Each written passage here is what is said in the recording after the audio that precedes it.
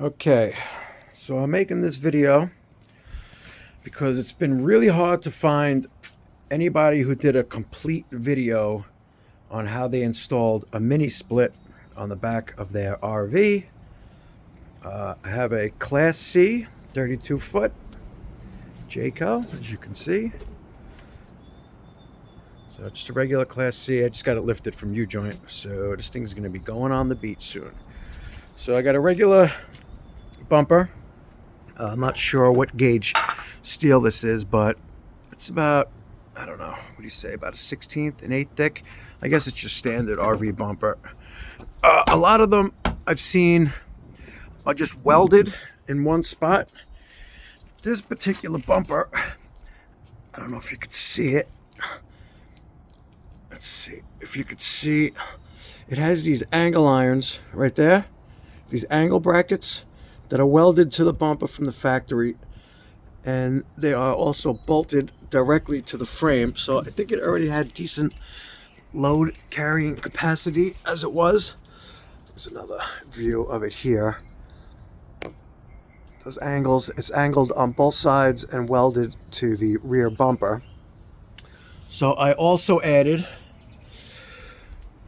these extra plates, as you can see here. I welded this to the bumper. All the way back, it goes welded directly to the frame, so it's supporting the weight from the top. All the weight's on top, it's pulling down.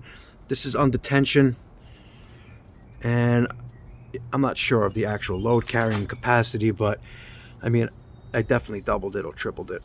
So now this bracket was added for my spare tire mount, as you can see. But what that problem that caused was, my original plan was to use threaded rod on both sides. If you can see that, I painted it black already. And it was gonna square it up to the frame, bolt it down, and I also welded this piece. This is just regular U-channel that I got from Amazon. It already came painted black. They come in all different lengths, so whatever. Welded on both sides.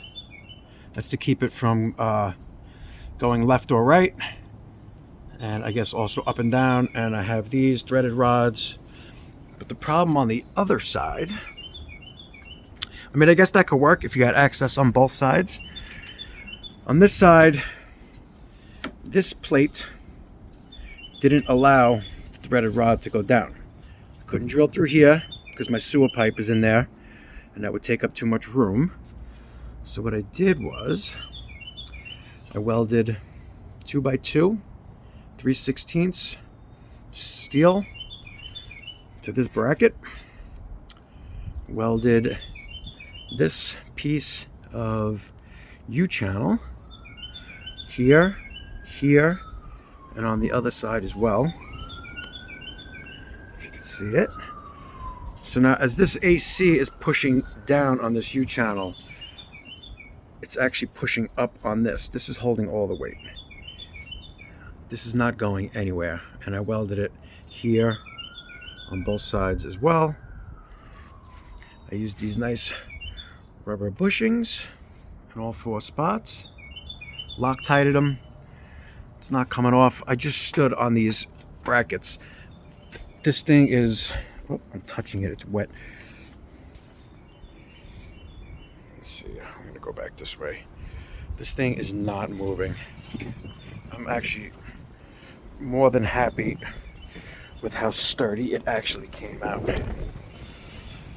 I have plenty clearance behind it. I have almost 6 inches of clearance. You know, it does stick off a bit.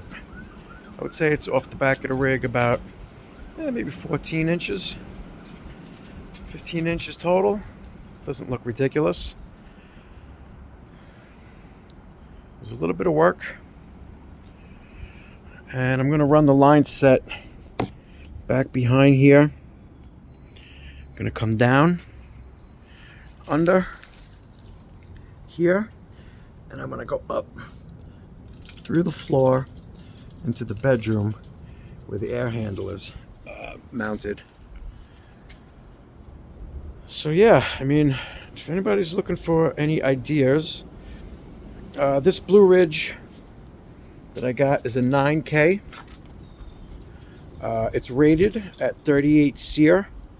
It's the most expensive one I could find in the 9,000 BTU. It could ramp up to 13,000 BTUs. And it says on the spec sheet that it runs, I don't have any real world data yet, but it runs around 500 to 400 watts after it reaches its set temp. So with my battery bank, that should give me 24 hours before I have to even think about adding any electric to my batteries to keep this thing running. Yeah, so that's what I did. I think it came out phenomenal. I couldn't be happier. Let's see here, I just welded it. I got that plate right here. It's also mounted to the main bumper and to the frame to support the weight of the bumper. These frames from the factory, the bumpers, I mean, I've seen videos of them ripping off, you know, with like e-bikes mounted to them and whatnot.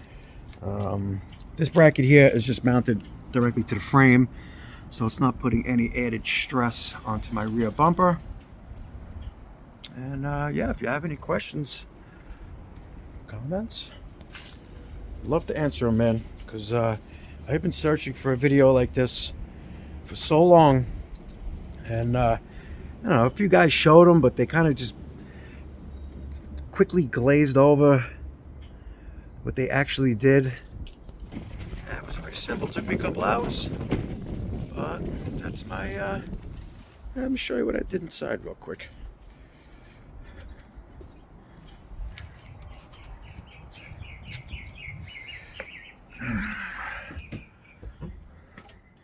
Here's my little home.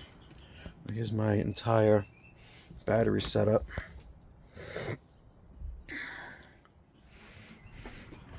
Got my it's not on right now. I turned it off when I did all my welding.